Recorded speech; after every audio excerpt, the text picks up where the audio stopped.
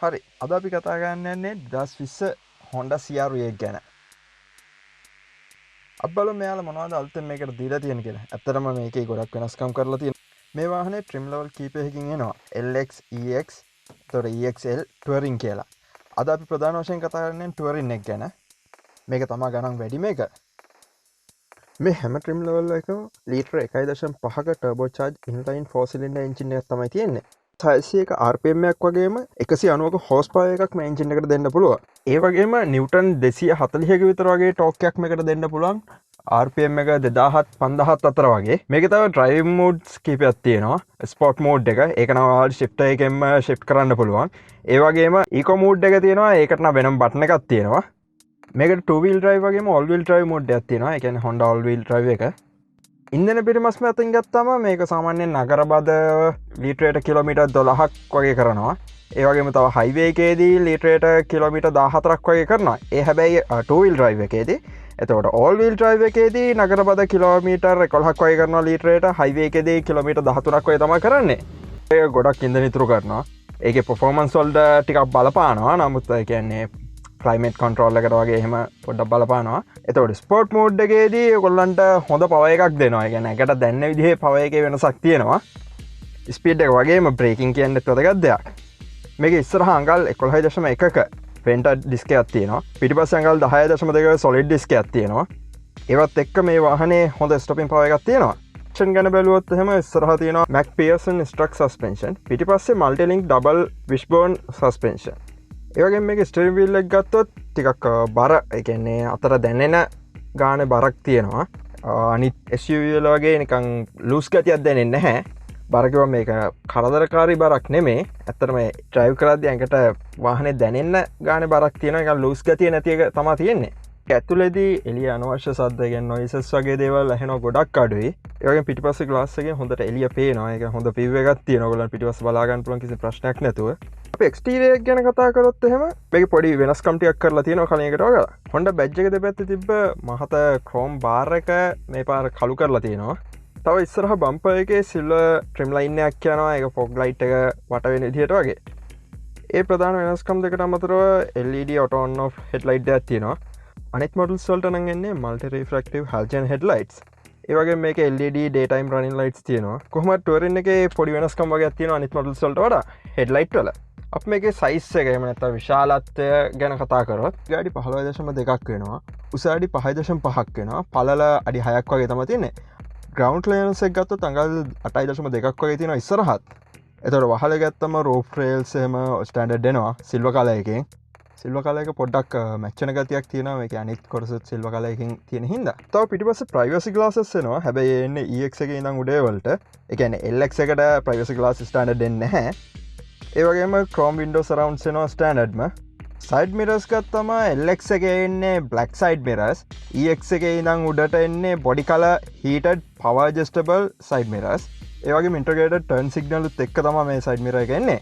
ඒ කියන්නේ EX, EXL සහ touring වලට තමයි මේ විදිහේ side mirror එක එන්නේ. තව මේ color එක ගත්තම මේ තියෙන්නේ rapid red කියන color එක. මේක මේගොල්ලෝ අලුතෙන් දීපු color එකක්. මේකේ තව පහළට ගිහිලා wheels ගැන කතා කරොත් LX වලට එන්නේ අඟල් 17 alloy wheels.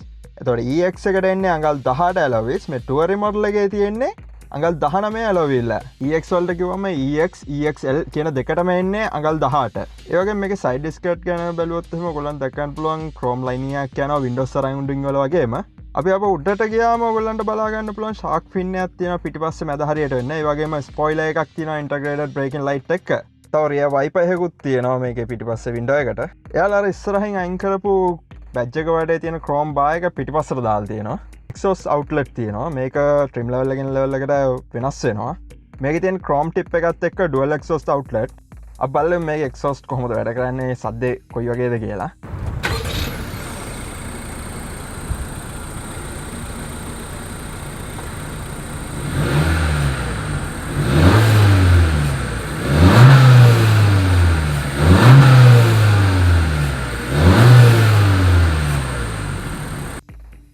මේක බැක් ඩෝර් එක ගත්තම ඒක කී එකෙන් ඕපන් කරන්නත් පුළුවන්. තව ඩ්‍රයිවර් සීට් එක ළඟ තියෙන බටන් එකත් ඕපන් කරන්න පුළුවන්. ඒ වගේම මේකේ ඩෝර් එකේම තියෙන බටන් එකකින් ක්ලෝස් කරන්නත් පුළුවන්. පවර් ඕපන් ඇන්ඩ් ක්ලෝස් දෙකම තියෙනවා.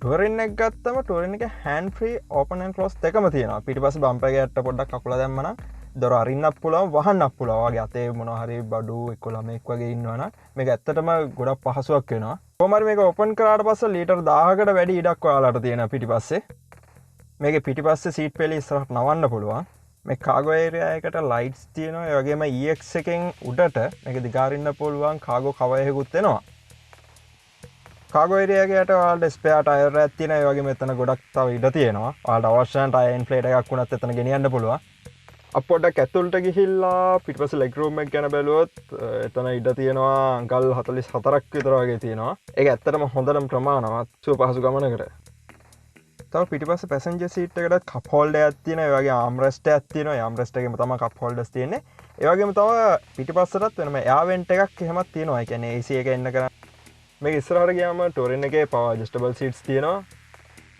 ඒ වගේ මේ සීට් වල ලෙදර් ෆිනිෂ් එකක් තමයි තියෙන්නේ ස්ටියරින් වීල් එක ගත්තම ඒකෙත් ලෙදර් රැප් එකක් තියෙනවා ඒ වගේම හීටර් ඒකට අදාළ බටන්ස් තියෙන්නේ ස්ටියරින් වීල් එකේමයි තව මේකේ EX එකෙන් උඩට රිමෝට් ස්ටාර්ට් පහසුකම තියෙනවා ඒ කියන්නේ ඔයගොල්ලන්ට වාහනේ ස්ටාර්ට් කරන්න පුළුවන් ඔයගොල්ලන් කී එකෙන් වාහනෙන් එළියේ ඉඳන් EX එකේ ගානත් එක්ක බලද්දී EX එක කියන්නේ මේකේ ගන්න හොඳ මොඩල් එක වගේ ඒ කියන්නේ LX එකේ EX එකේ තියෙන පහසුකම් බැලුවම මේක ඇත්තටම ගෙවන ගානට වටිනවා පුෂ් බටන් ස්ටාර්ට් එක වගේම රිමෝට් ස්ටාර්ට් එක EX එකේ එනවා LX එකේ මේ දෙකම නැහැ මේක ඔන් කරාම ඔයාලට මේකේ බලන්න පුළුවන් ඩිජිටල් ස්පීඩෝමීටර් එකක් තියෙනවා ඊට අදාළ කන්ට්‍රෝල් ටික ඔක්කොම ස්ටියරින් වීල් එකේ එනවා මේ ඩිජිටල් ස්පීඩෝමීටර් එකේ උඩින්ම RPM එක පෙන්වනවා තව එළිය උෂ්ණත්වය වෙලාව රේඩියෝ සෙටින්ග්ස් ඔයිල් ලයිෆ් එක මේ ඔයිල් ලයිෆ් එක ඇත්තටම හොඳ ෆීචර් එකක් ඔයාලට ඒතකොට එකෙන් පෙන්වනවා ඔයාලා අපෝ ඔයිල් චේන්ජ් කරන්න ඕනේ කවද්ද කියලා අපි ඒක කරන සාමාන්‍ය විදිය තමයි කිලෝමීටර් ගන්න බලලා සර්විස් එකකට දාලා එහෙම තමයි මාරු කරන්නේ. ඒතකොට ඔයිල් හොඳ තත්ත්වෙ තියෙන්නත් පුළුවන් තව පාවිච්චි කරන්න පුළුවන් තත්ත්වෙ තියෙන්නත් පුළුවන්.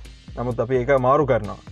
මේ ෆන්ක්ෂන් එකෙන් ඔයාලට එහෙම කරන්න ඕනේ නැහැ. ඔයගොල්ලන්ට මාරු කරන්න ඕනේ එක්සැක්ට් හරිම වෙලාව මේකේ පෙන්නනවා. එතකොට සාමාන්‍ය සැලකිය යුතු ඉතුරියක් කරගන්න පුළුවන්. ඉතින් වාහනේ දිගටම පාවිච්චි කරද්දී. තව මේකේ පවර් මූන් රූෆ් එකක් ක්ලයිමේට් කන්ට්‍රෝල් එහෙම එනවා EX එකෙන් උඩ. EXL එකටයි ටෝරින් එකටයි ගරාජ් ඩෝර්ස් තුනක් කන්ට්‍රෝල් කරන්න පුළුවන්. ඒකට අදාළ බටන්ස් ඔක්කොම උඩ තමා තියෙන කියන්නේ රූෆ් එකේ. තව ගත්තම මේකේ වයර්ලස් චාර්ජින් තියෙනවා ඔයාලගේ ෆෝන් එකට. ඉන්ටීරියර් ගැන තව කතා කළොත් මේකේ තියෙනවා හොඳ වුඩන් ෆිනිෂ් එකක්. ඒ කියන්නේ දැවුමේ නිමාවක්. ඉස්සරහ විතරක් නෙමෙයි මේකේ පිටිපස්සේ දොරේ, එතකොට ඉස්සරහ දොරේ හැමතැනම මේ වුඩන් ෆිනිෂ් එක තියෙනවා. ඒ වගේම ලෙදර් ෆිනිෂ් එකකුත් මේකේ යනවා. ඒ වගේම තමයි USB charging ports දෙකක් තියෙනවා. ඊට පස්සට වෙන්න තව cup holders දෙකක් තියෙනවා. ඊට පස්සේ තව ගොඩක් ගැඹුරු හොඳ කාගෝ ඒරියා එකක් තියෙනවා. මේකේ 12 වෝල්ට් අවුට්ලට් එකකුත් තියෙනවා. ඒ වගේම තව ආම්රෙස්ට් එක පොඩක් ඉස්සුවම යට තියෙනවා තව රබර් ට්‍රේ එකක්. ඒකේ වාට ඔය ලිස්සල යන්නේ නැති වෙන කාසි වගේ දේවල් තියෙනවනේ ඒකට දාලා තියන්න පුළුවන්. මේකේ තව 7 inch touch display එකක් තියෙනවා. EX එකෙන් උඩට තමයි ඒක එන්නේ. LX එකේ තියෙන 5 inch touch display එකක්. එතෙන්දිත් ඔයාලට තේරෙනවා EX එක LX එකට වඩා සැලකිය යුතු ඉස්සරහින් තියෙනවා කියලා. අනිත් SUVත් එක්ක බැලුවම අඟල් 7 එච්චර ලොකු දෙයක් නොවුනත් කිසිම ප්‍රශ්නයක් නැතුව පාවිච්චි කරන්න පුළුවන්. ඒතර කම්පිටිෂන් එකේ ඉන්න අනිත් වාහනවල සමහරකට අඟල් 8 වගේ ස්ක්‍රීන් තියෙනවා. එහෙන් බැලුවම CR එක පොඩ්ඩක් විතර වගේ පිටිපස්සෙන් ඉන්නේ. Bluetooth audio streaming standard මේක එනවා. Android Auto, Apple CarPlay EX එකෙන් උඩ වාහනවලට එන්නේ. එතකොට ඒකෙන් ඔයාලට free navigation ගන්න පුළුවන් ෆෝන් එක හරහා. factory navigation එක එන්නේ touring එකට විතරයි. ඒ වගේම රේඩියෝ පහසුකමත් මේකේ තියෙනවා. සවුන්ඩ් සිස්ටම් එක ගත්තම මේකේ ට්‍රිම් ලෙවල් එක අනුව ස්පීකර් ගාන වෙනස් වෙනවා. LX එකේ ස්පීකර් 4යි වොට් 160ක සවුන්ඩ් සිස්ටම් එකක් එනවා. ඒතකොට EX එකේ ස්පීකර් 6යි වොට් 180ක සවුන්ඩ් සිස්ටම් එකක් එනවා. එතකොට EXL එකේ ස්පීකර් 8ක් එනවා වොට් 180ක් එක්ක. ටුවරින් එකේ ස්පීකර් 8යි සබ්වූෆර් එකක් එනවා වොට් 330ක් තියෙනවා. එහෙනම් ඉතින් අපි ඊළඟට බලන්න ඕනේ මේකේ සවුන්ඩ් කොහොමද කියලා. අපි ඒක පොඩ්ඩක් අහලා ඉමු.